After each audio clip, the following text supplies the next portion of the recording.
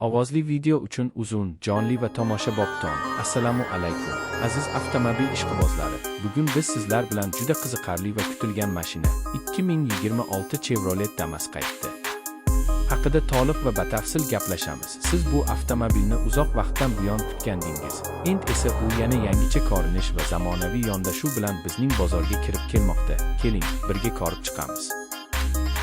Avvalo, Chevrolet Damas. Bu O'zbekiston yo'llarida juda muhim o'rin egallagan va ko'pchilikka tanish avtomobil. U an'anaviy ravishda juda ixcham, amaliy va tejamkor variant sifatida ma'lum bo'lgan. Aslida bu model ancha uzoq vaqtdan buyon ishlab chiqilmoqda va oldingi avlodlari asosan 8.8 litrli 38 ot kuchiga ega dvigatel bilan taklif qilingan bo'lib, oddiy 5 bosqichli mexanik uzatma qutisi bilan jihozlangan edi.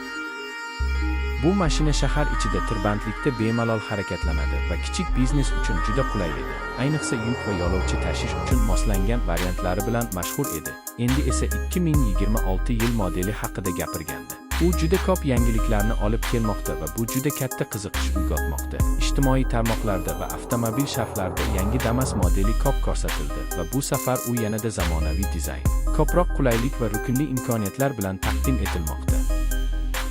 2026 Chevrolet Damas hozircha rasmiy O'zbekiston bozorida to'liq e'lon qilingan bo'lmasa ham, ba'zi global manbalarda bu model 400 Passenger nomi bilan tanilgan va 7 tagacha yo'lovchini tashish imkoniyati borligi aytilmoqda. Bu esa uni faqat tijorat vositasi emas, balki katta oila yoki kichik biznes uchun ham ideal qiladi. Avtomobil dizayni haqida gapiradigan bo'lsak, yangi Damas eskisiga qaraganda yanada zamonaviyroq ko'rinadi. Oldingi versiyalar ancha sodda, amaliy shaklda bo'lsa, yangi model 2026 yilda salondagi qulayliklar, ergonomik boshqaruv elementi va kutilgan yuqori texnologiyalar bilan bezatilgan. Manbalarda aytilishicha, u 3 player, radio tizimi va boshqa kundalik qulayliklarga ega bo'ladi.